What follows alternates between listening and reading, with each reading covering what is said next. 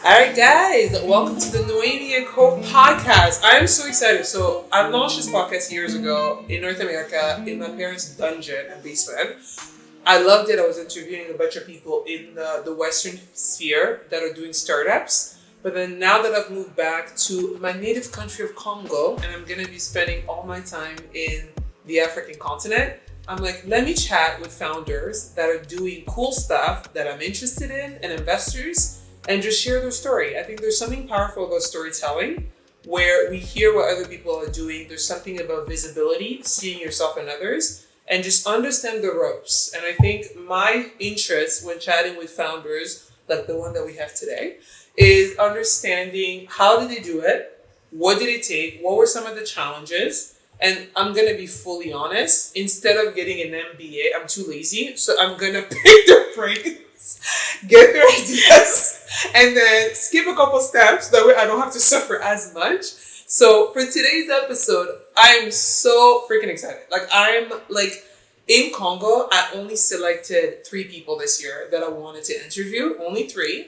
Everybody else has to wait till probably end of the year next year that I wanted to chat with. And you were one of the people. Full transparency, why? I'm a consumer of your product over the last year. It was actually gifted to me last year, and then I became obsessed. And at the grocery store, I always buy your product, which is a bit of a joke because I actually have a honey brand. You also have a honey brand, but full transparency, at home, I consume more of your honey than my own. Love my honey. My honey is amazing. It's an amazing brand. I love my brand. I love my brand. But my brand is really for the exporting market rather than the local market, although we sell it locally for delivery. But my love, please tell the people, who are you and what do you do? Thank you, my dear. I'm Sivi Malukisa. I'm the owner and the founder of Manitech Congo. Manitech Congo is a food factory based in Kinshasa. And we make our main product actually is peanut butter. Our second product is chili sauce. The third product is jam. And the last one is actually honey. It's not the honey is a niche market product. It's a little bit selective. And so I have a couple of associations I've been co-founding and I belong to. I do mentoring a lot with especially young women and youth in general. And what else? Yeah, I think as we are talking, maybe something else will come out. I'm so excited. So let's just start from the beginning. Why did you start Manitech? What made you go into food? And a lot of your food is what I call staple foods beside the honey. But staple food meaning these are everyday food that we eat. I know for me, I eat a lot of peanut butter. I eat a lot of cashew butter and almond. So almond is actually my favorite, which we don't have in Congo. But the reason why peanut is actually my second favorite, especially DRC peanuts, it's the only one that doesn't give me acne. Because I grew up in the West, a lot of our food is processed in Canada. Yeah. Whereas the peanut butter here doesn't give me acne. Because it's natural. It's natural, which is the amazing thing about DRC. And it's original because it's not even transform genetically. Yeah, it's we call it the origin seed. Because it's not, those OGM. Yes. It's not an OGM. So it's not most of the time. GMO. Yeah. So there's no GMO. So I guess why did you start? So you started with peanut butter. So how did you start? And why? Actually, it's funny. It's very funny. Everything started when I was around 16. Yeah. I was a teen. And I was starting, looking into around me, just discovering that I was a girl. And, there's that boy in the neighborhood that you find so fancy. And one day my auntie told me that I had to go catch a chicken for the dinner. Oh, wow. And I had to run after the chicken. Were you guys living on a farm? I grew up in Kisangani, and there people they mostly grow their own. They have their own food. They grow it. We grow chicken. We have a little farm. We grow vegetables in the back of the house. In Kisangani, a lot of people they live like that. Yes, we buy food, but we have a lot of natural things that you grow yourself. And in our house, we had chicken, we had, what is lapin? Rabbits, this kind of stuff. So, yeah. And I had to catch that chicken and I fell down. Oh my. And you had those boys laughing. It was, I was like, why do I have to go for hunting like my ancestors? While all the world today, they go in a supermarket and they buy their food already ready. I mean, you buy a chicken in the bag, it's ready, you don't have to hunt. And you don't buy food in a dirty market, and you don't buy food that is dirty with dust and everything. You buy fine good the food that you can just cook directly. And this is when I start thinking about it, and I'll start saying one day I will have a factory. But it had been a journey, a long journey. Because when you are a teen, and you are like the weirdos of the neighborhood and the school, saying things that people they don't understand, nobody has seen a food factory belonging to a Congolese in that time. I grew up in the 80s, 90s. So food factory belonged to local. We didn't see, especially to women. So when you say that one day you'll have something like that, yes. And it's too far-fetched. And it was wild. It was like, we're not sure you're going to get married. How will a girl like you can have kids? You know, a girl cannot think like that. You are shaming the family. And it had been a journey. But today, I think the most support I got was from my mom. The person I fought a lot also against. Same. I love my queen. Oh my gosh, I love her. Yeah. That's what my queen also. My queen is just she's a phenomenon, and I got a lot of support from her because she suffered a lot in life. She fought a lot to get where she is, with people stabbing her in the back, cutting the road for her, but always she's standing up, she continues. I saw her crying on the floor, and the next day going again. And today she grew up, she's like a boss now. But being the daughter of such a warrior, you know, you have an attitude. And then also because she's a scientist, wow. Yes, doing biotechnology in food. Your mom? Yes. How old is she? And she's a PhD. A Congolese PhD in biotech foods. Yes. How old is she? If you don't mind She's asking? 70. That's like, it's a little sad that I'm that excited, but we Yes. just don't have that many in this country. Correct me if I'm wrong. Maybe your mom knows You're a right. lot of them. You're right. Are you There's no serious? yeah. That's insane. And so that inspired you to then go into food. All of that. Now you have I had get my inspiration, then I have the background, then I have the support, the lifelong support from a system where I grew up, who were preparing me actually to what I become. But as I said, it was a journey. But why peanut butter? Like, why did you start with peanut So the peanut butter thing is because I wanted to do Congolese food. Why? And I'm from Congo Central by my father. And we eat a lot of peanut butter. Yes. Full transparency, it's actually after amazing. Goma. It's Congo Central is my favorite part of it's the amazing. DRC, yeah. And in Congo Central, we have that peanut butter that as the Bakongo we eat a lot. But the problem with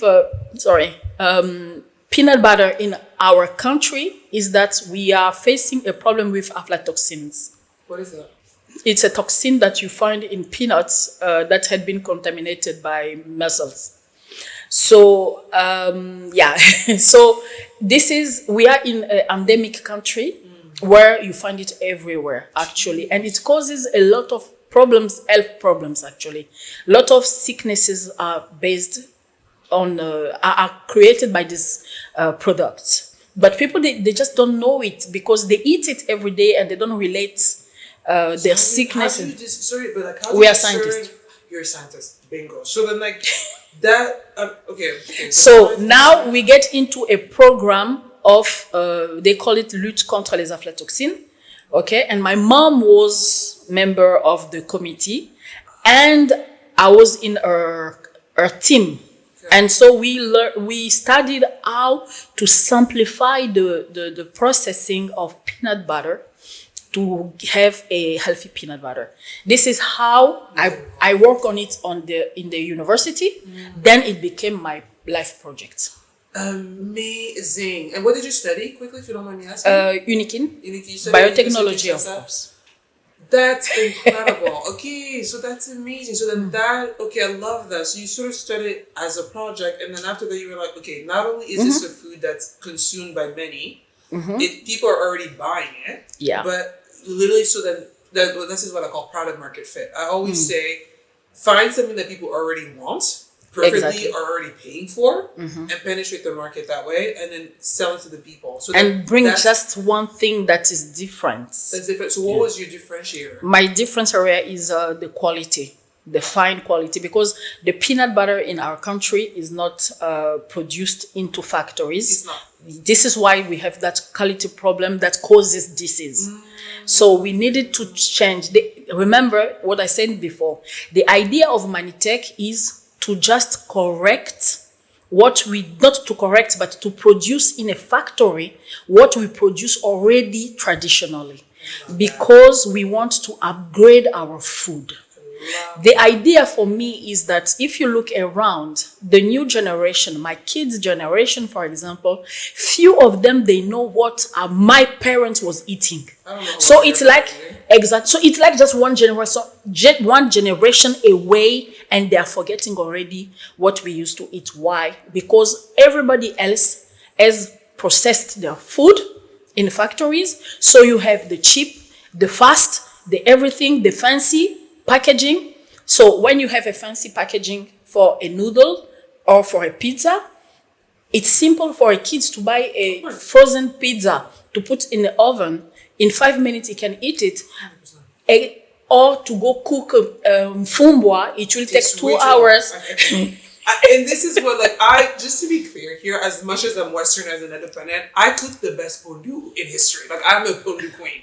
But what I hate about it is the truth. When I compare how much times it takes me to take a falafel that's already been, when I go to Canada, I love falafel. So this is Lebanese Arabic food, right? Yes. They take chickpea, they've processed it into their factory, they put it in these little balls that's sold in grocery stores.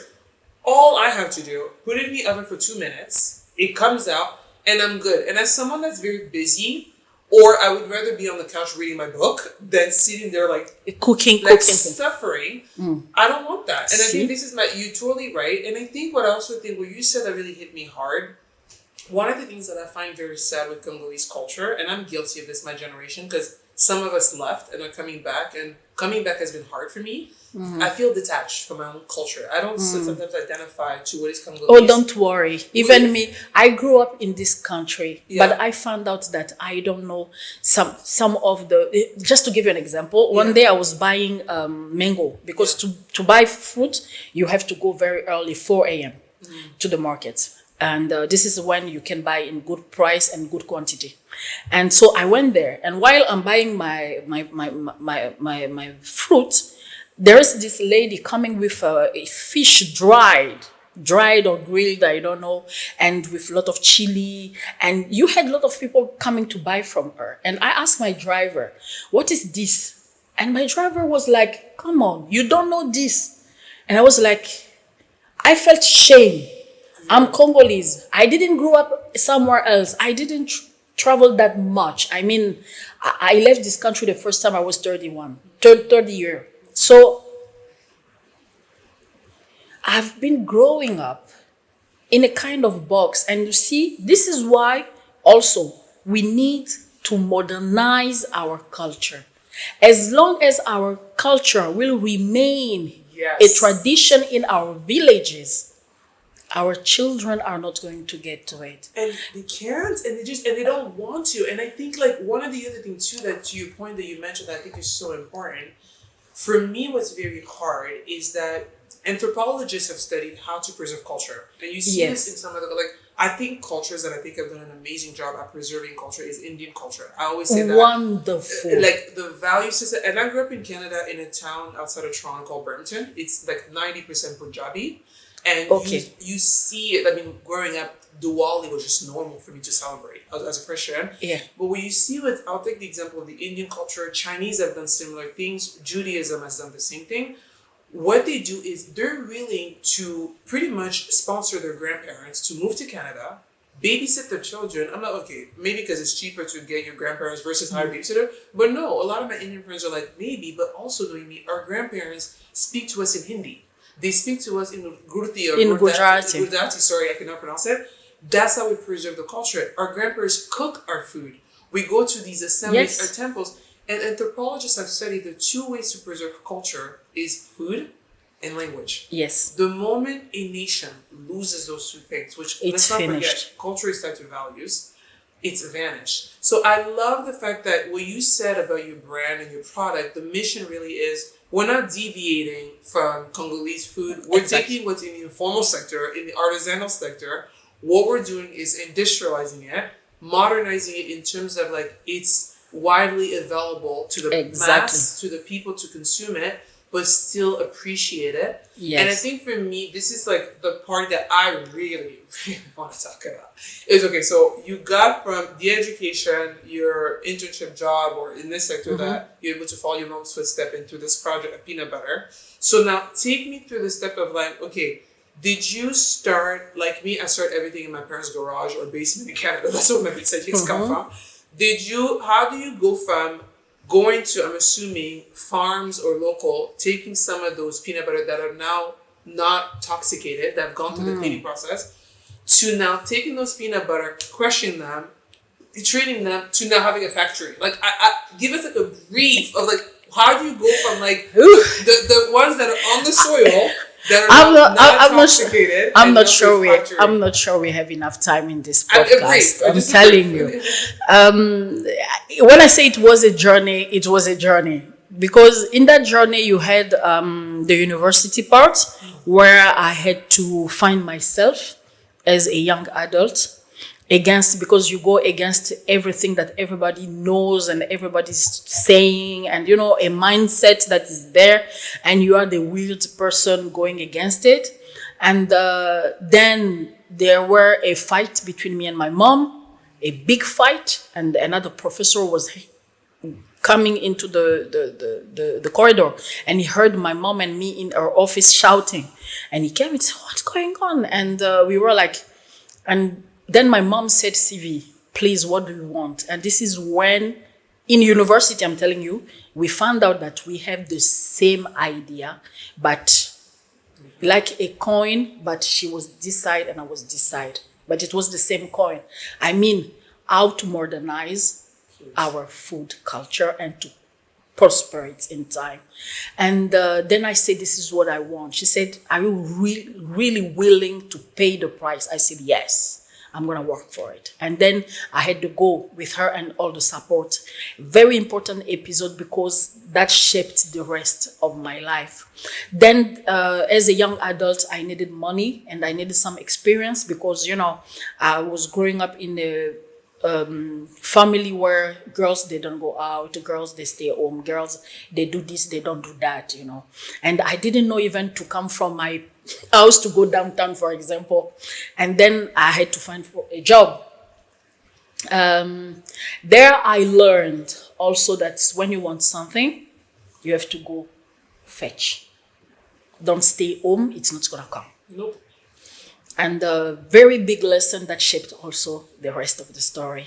Because I start as secretary, something like that, a clerk, almost a coffee lady in a small agency. And then I end up like HR director in a multinational after 7 years only. Biotechnologist, HR director. 2 different ones. Yes, but in the meantime also I've been working in logistic, I've been working in procurement management, in supply chain, in sales. So nothing was stopping me. I was so willing to learn and to experience things. And I learned there also, try. Don't say that you don't know yet. Even if you didn't study it, it's fine. It's okay. Just try. Very important time, because I learned what is going to add again in my entrepreneurship life. Then one day I say, okay, let's go. Let's do it. We are ready for the big adventure. Then the big slap of my life. Almost 5 years of entrepreneurship. And if I sold a lot of products, it will be like 200 bottles. And I'm not sure that I sold for 5 years 200 pieces. Yes. Oh, preach. When like one jar, I'm like excited. It's so sad. 5 years. And I didn't sell. It was so funny. How broke were you? No, I was not broke because I had jobs. And, so you did this on the side? I was doing it in the side. And then one day I met people. And they started saying, you know what? You are a real entrepreneur. You have it in you. So leave job. I said, I need it. I was HR director. You know that it's paid, huh? Well paid. Yeah, it's really well paid. You have a car. You can go on vacation with your kids. Your hair is looking good. Yeah. Now you have to say no to that for a company that is selling 200 jars for 5 years. No, are you serious? Welcome to poverty. Yeah, it's really welcome to poverty. And then one day, in my journey, I decided to go sell my products in the streets. But that was because I did the Tony Melu Foundation program. And I learned that you need to ask your clients. Don't make a product because you assume that your clients, they need it. Yeah, that's my Go to the client, ask him, say, I have this idea because I think you have this problem. Is this the solution that you are looking for? And willing to pay for it. And willing to pay for it. So I sold for 1 year, each Friday, Saturday, Sunday, in the street, my product. Love that. 1 year. Some of my friends, they came, they say, if it's a money problem, I can give you some money, girl. Is it a job problem? You know, you are very influenced in the circle of HRs, because I'm the vice president of the biggest HR association of the country. And they say, you are very influenced. You can get a job. I was like, no, I know what I'm doing. So after 1 year, it's become more and more established. Manitech was growing, and we started raising funds. And this is how we get eventually to our factory today. But I can tell you it was not easy. How did you raise funds? Because let's be honest, this is entrepreneurship 101. I always say to people, an entrepreneur, my dad tells people, he's like, my daughter is a professional beggar. But I was like, you see the homeless people on the street like asking for money? That's my daughter, but she just has a nice outfit. And I always say, when you're an entrepreneur, you have to be shameless about raising funds. You have to be shameless about sales. Every entrepreneur should master sales. Sales, there's a whole methodology to it. And each market has a different sales strategy. Yours was really on the street, similar to what I'm trying to do. When you're doing sales with investors, it's a different ballgame. When you're doing sales with online marketing, different ballgame. But in the context of Congo, did you do friends and family giving you money in exchange for equity? Did you do a loan from a bank? I don't think so, because banks don't give to startups. Did you do a grant from international donors? And even that grant, was it that you knew someone that works with that donor, so they were able to kind of push your application? Or how did it? Actually, I had a lot of funds from several people. How did you do? Did they give you money in exchange for First, you need to know friends and family. Unless you have friends and family that are rich, they will give you. So otherwise, people like us. I think, side note, I think it's so true. But what I like, and it was if I can call it a chance or what, is that in my journey somewhere, we get robbed for everything. We got robbed from my husband's friend. He robbed everything. What do you mean? You factory? So you got the money. I was sleeping in the streets. I'm so confused. Hold on, you're skipping steps. So who funded you, first of all, for the factory? Who was you paying? First, I got a nice fund from the FPI. FPI, what is FPI, the Fonds pour l'Industrie. Oh, I didn't know that existed. Yes, it exists, and everybody knows that to get funded by the FPE is a big deal. It's very, very difficult, but somehow I get adopted by them. They liked me a lot, and they decide to help. And just when I got that fund, it was almost the same time we get into association partnership with my husband's friend, very close friend to the family, very, very close. We were like blind for everything he was doing, not controlling his management style, because he was a he family. was working with you guys. Yes, it was a family. And Mistake 101. mistake. What? This is so common in our culture, working with friends and family. I mean, that guy was so close. We closed our eyes on everything he was doing. He got the finance and legal. Oh, big mistake. Everything you need to rob somebody. Mistake. Big mistake. Nobody can take in a company unless it's yourself, finance and legal. I completely Never do that. So he robbed you financially? Financially, he changed the papers, he changed a lot of things, yes. Because we didn't have only Manitech, we had other companies also. My husband had companies from his family, and we create new companies as well. He took everything. The only thing was left, Manitech, because it is a sole owner. Which was you? Me. That was difficult to take. And everything he did to try to get into Manitech share, something was just telling me, don't. And I refused. It was a huge fight, and I said, no. Manitech is mine. I'm grudge. I know I'm not sharing. I'm a bad person. Thank you. I assume, but no. And then, honestly, you did something very smart, where I always tell people, once your company is starting to grow, get that crap on paper. Yeah. Own it on paper. Once it starts growing. In the country like Congo, I always say, this may be an unpopular take. Until your company is starting to get traction, I would not advise registering, because registering in Congo as a business, it's over $2,000. Then it's become a burden after. And these tax people harass you left to right. So I always tell people in the DRC, I may get arrested for this. Operate in the informal sector for the first year or two until your product starts takes traction. And then because let's be honest, people like FPE, for example, Real Talk, they're not gonna fund someone that's not registered. Exactly. So to me, I always say the first year or two, be in the informal sector to validate the market, validate the market, then you register. So that's insane. So then you got robbed. Everything. And at that point, you already had the factory. I didn't have a factory. This is what was amazing. In that time, I was producing in my house, in my kitchen. Beautiful. I was producing in my house, in my kitchen. I came from the period of selling in the streets. The product and the brand starts taking off. People was recognizing the products and me. We went from 1, 2, 3 to 20 supermarkets where we were distributing. So everything was good. I was the star in the town, the new generation of entrepreneurs. I was also a little bit big head in that time. So I'm happy that incident humbled me a lot. It was a good time for me to be humble. And so he got everything, and I didn't have even where to stay with my kids. So how many yes, I have three. Oh. In that time, the last one was 7 months only. Yeah, so I had the baby. Yeah, it was funny. And no, it was not funny in that time, but now it's funny. And it's like 2022, huh? Not that far. It's not even that long ago.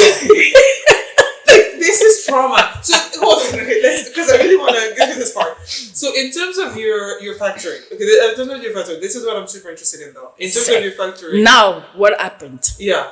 In the same time, I lost everything. Yeah. All the other companies, the house and the cars and everything. I had that my company with on the paper, okay, and nowhere to go. This is where it becomes nice, because first thing, lot of friends and family, because of the situation, they start donating. Wow. For free, not for share, just to help.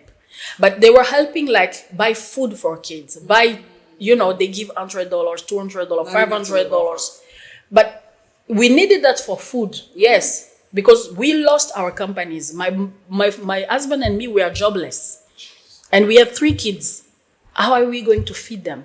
So I took that money and I started reinvesting it instead of feeding the kids. So sad. So yes, and there were times my kids were eating only eggs and rice, and I was like, I'm so sorry, kiddos, but I'm sure in 10 years you're gonna be so happy that mom did this, because I'm gonna give you something.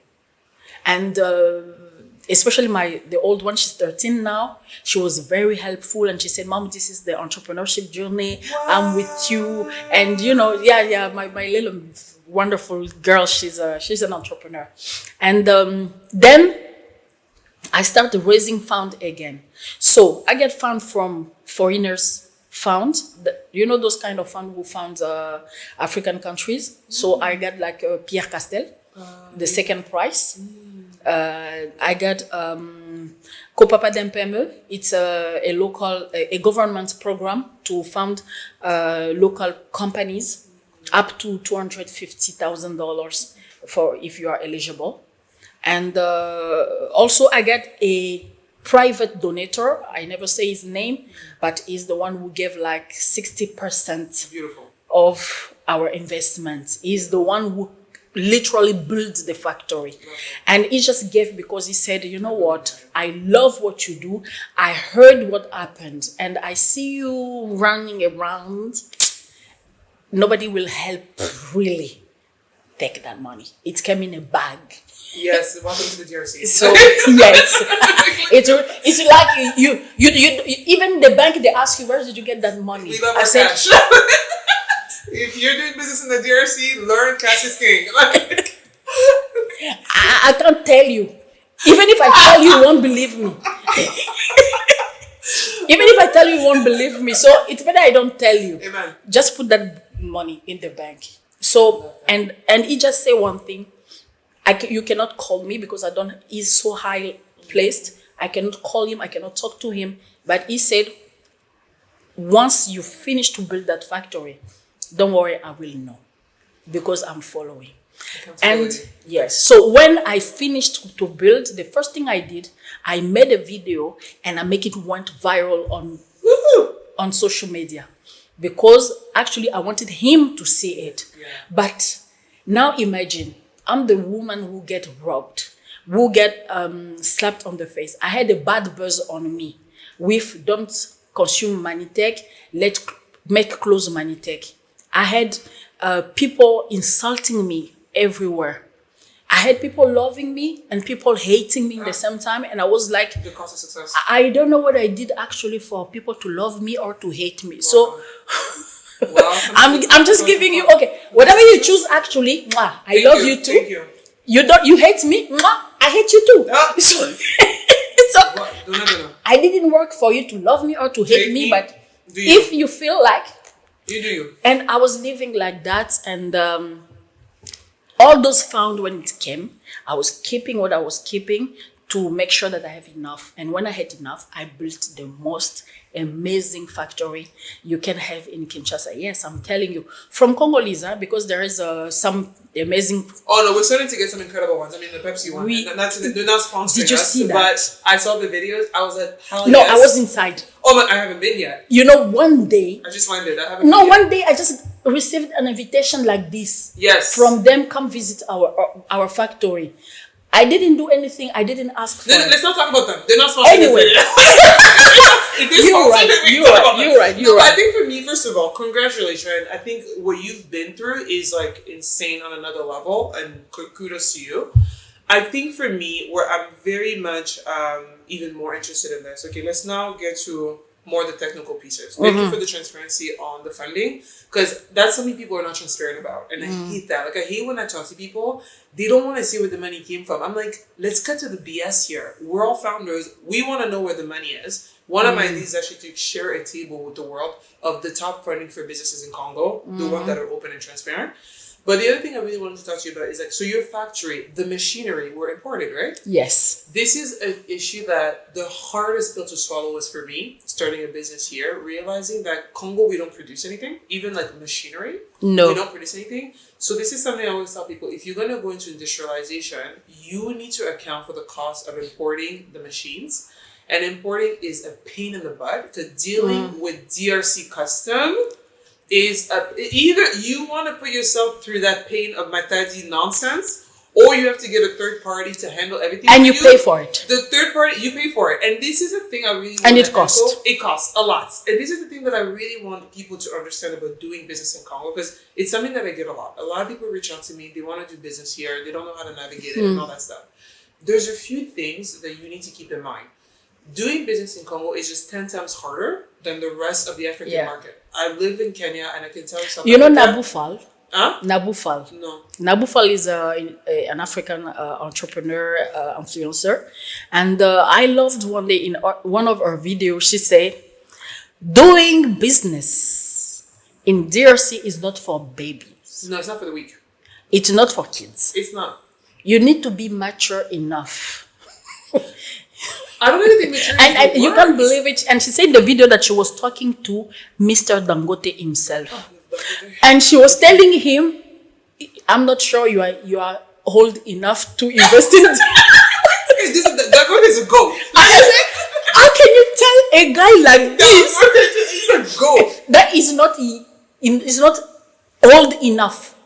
It's not for kids like him. No, this country, I think this is one thing.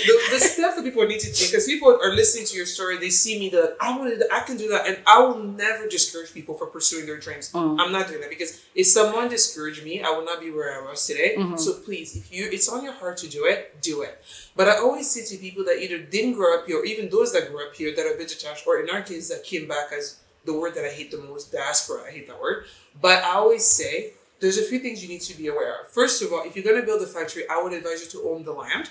And owning the land, there's so much scheming that happens with these cadastral people. Make sure you get a good lawyer that can do the thorough research of who owned the land and transfer it to you.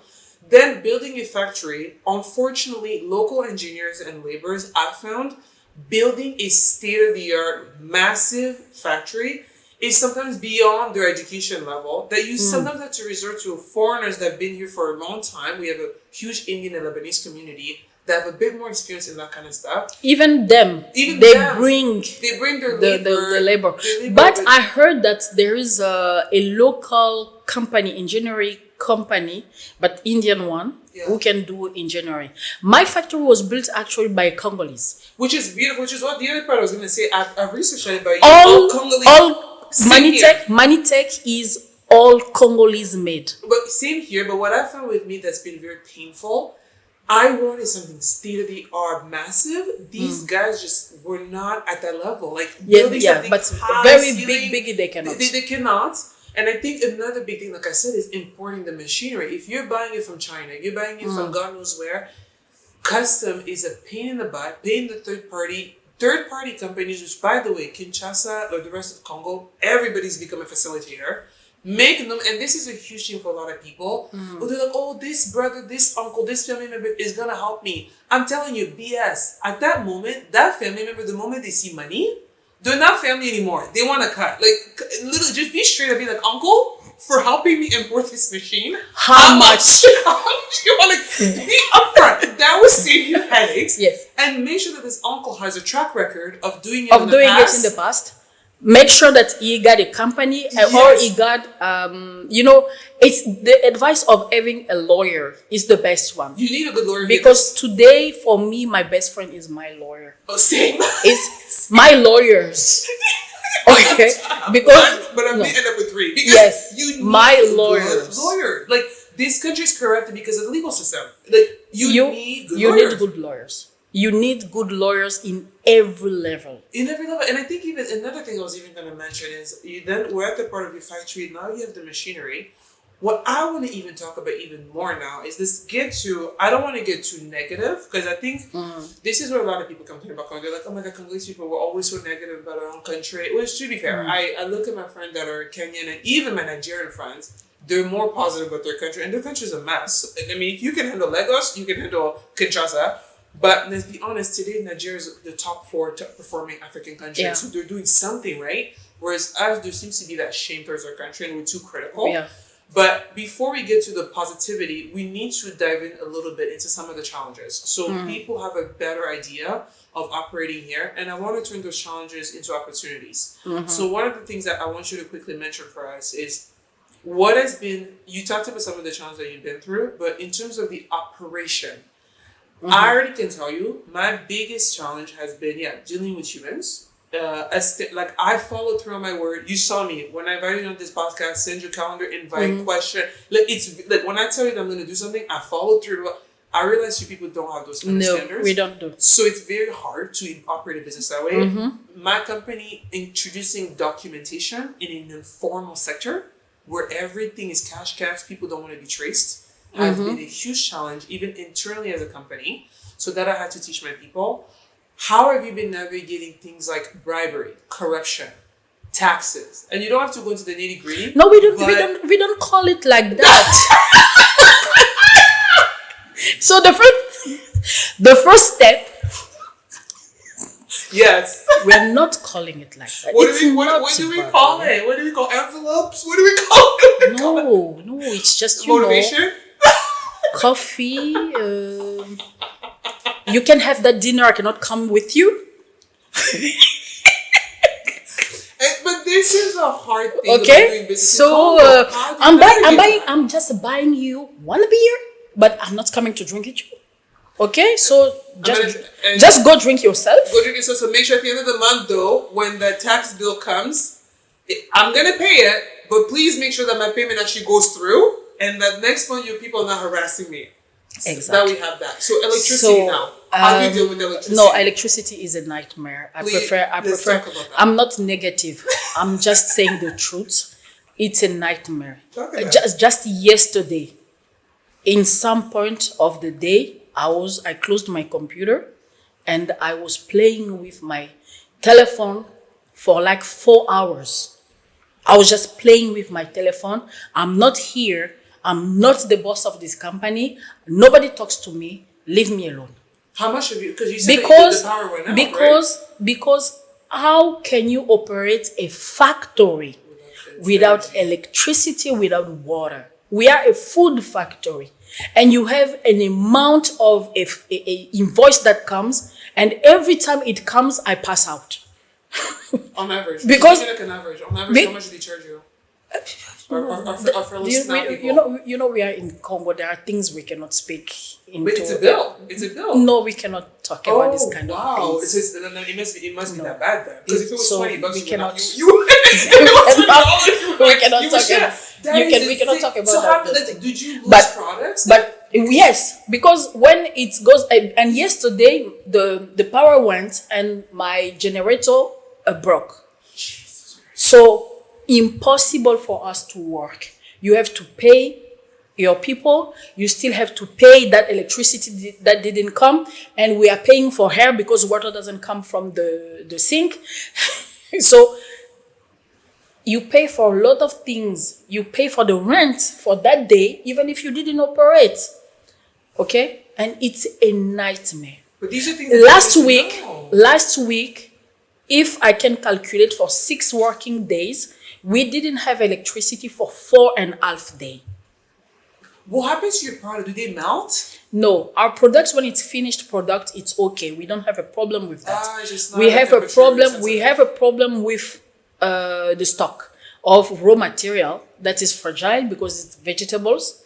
We have a problem with the raw material that we cannot process and we cannot keep for tomorrow. Even if we can keep for tomorrow, like in the fridge or into the freezing chamber, because you don't have electricity, but to me, you lose everything. Such a loss of cost. Like to me, as you're talking, I'm calculating the cost. So you lose everything. No, but you lose because I do the math of like for your trucks or your cars to even go to the field, buy those veggies, pick up those veggies unless you're growing them yourself. Even if you are, bring them to your factory. You deal with gas. You're dealing with labor.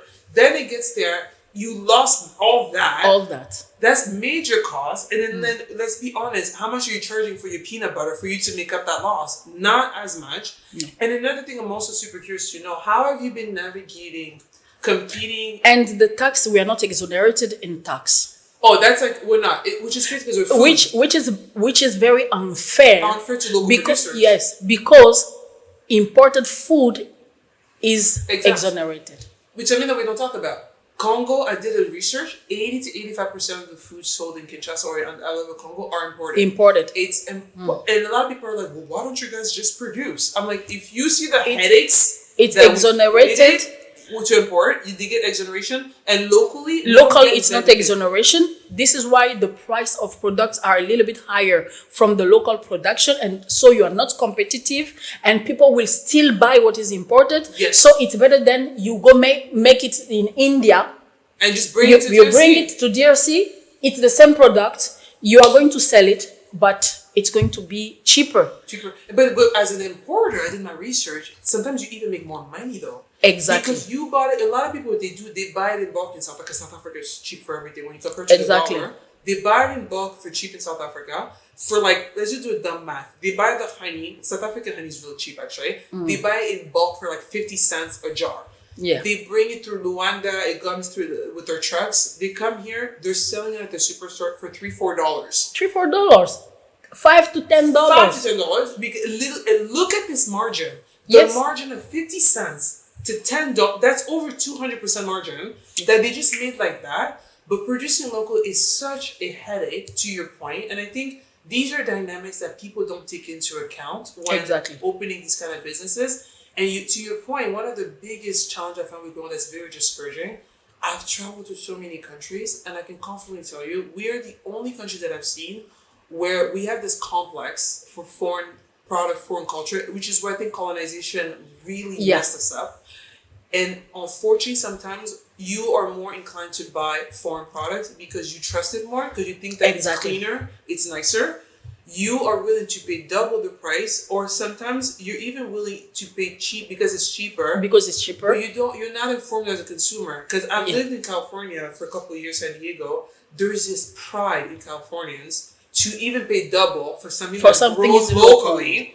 Then, so over time, what it did, it pushed the government to be like, okay, clearly, we're not making money out of the things that are coming from all the other countries. Besides Mexico, who shares a border with them. Let's invest in farmers markets. Let's invest in local producers. That way, but we don't think that way.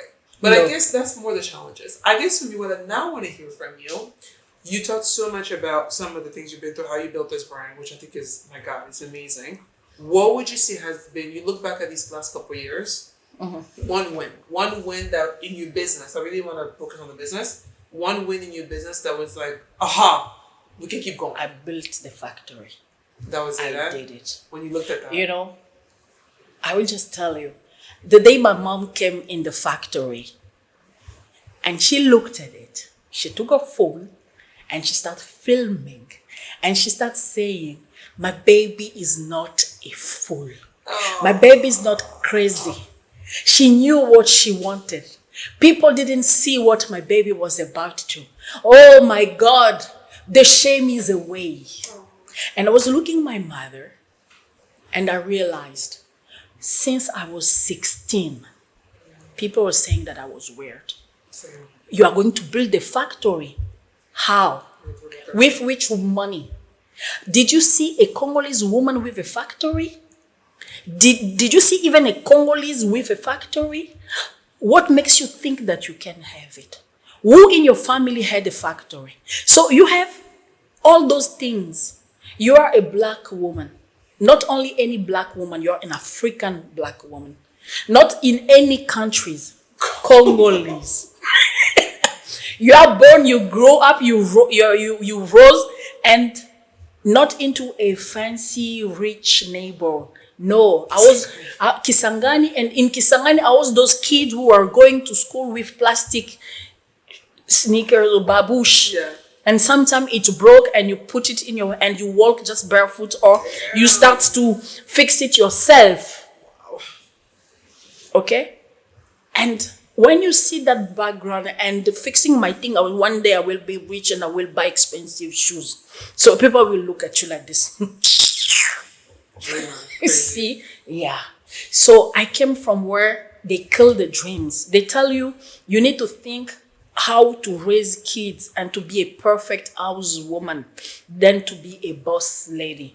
You know, I grew up in a place where they tell you there's no pride to be a boss lady, a businesswoman.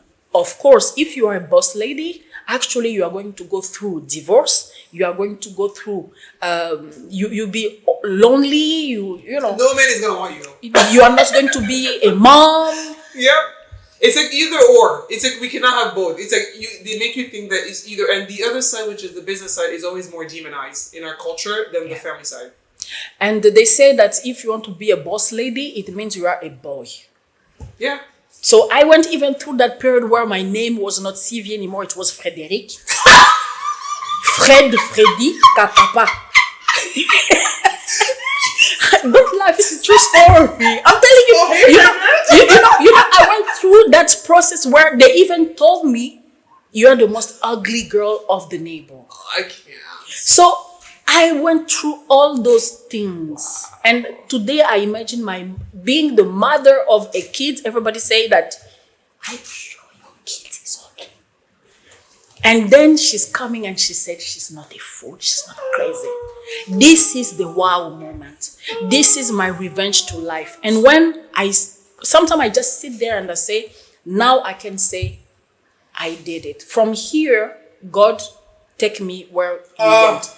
But me, I said, I proved we can do it. I can be Congolese, black woman in Africa, and still make something amazing.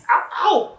Even if I didn't go to a huge, big, school, I don't know people, I don't know politicians, I have nobody to cover me. You can still make it in life. Is it going to be harder? Yes. Yes. However, it's possible, it's doable. And I know how to make it easy. How? People sometimes they tell me that I'm very resilient. And I've been thinking about that word resilience. My conclusion. Resilience is the competency of those who are condemned. Let me repeat that for the people. Resiliency is the competence for those who are condemned. Because you have no other choice. I have nowhere to go. I have nowhere to go. I have nothing to do. Even if I want, I cannot. So, because this is my life, this is my reality. What are the choices I have? Okay. I'm already a loser by my presence on earth. But what I am. So I cannot lose more.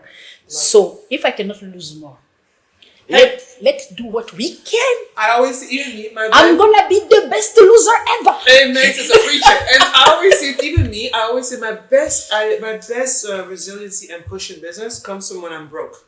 Because in your case, you had literally no house, you became homeless with your family. Mm-hmm.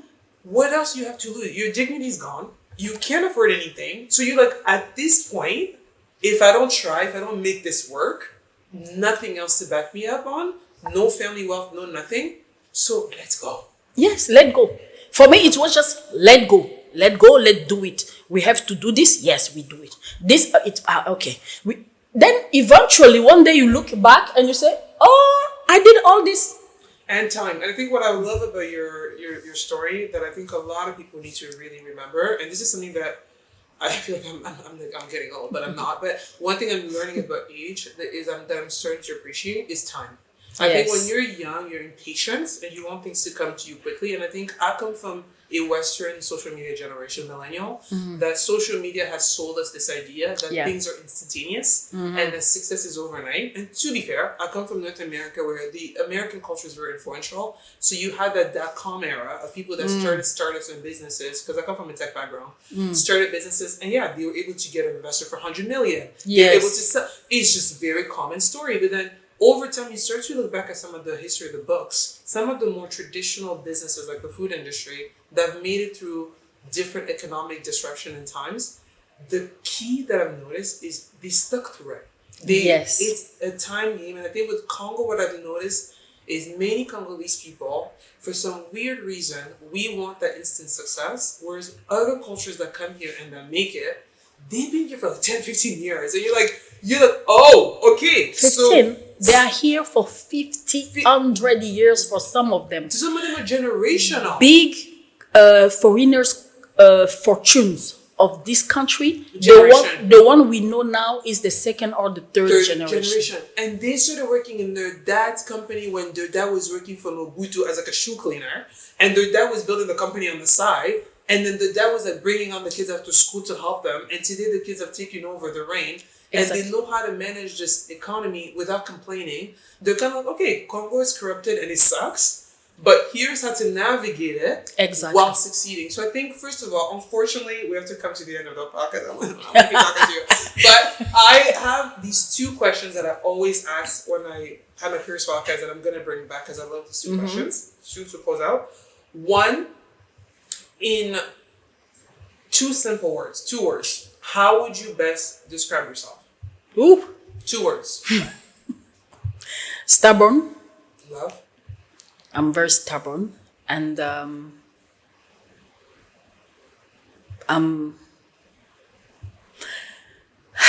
can I say it? How you describe somebody who takes life as it is? I don't know. Who takes life as I don't know. I'm just mellow. Yeah, I'm okay. I accept what I am.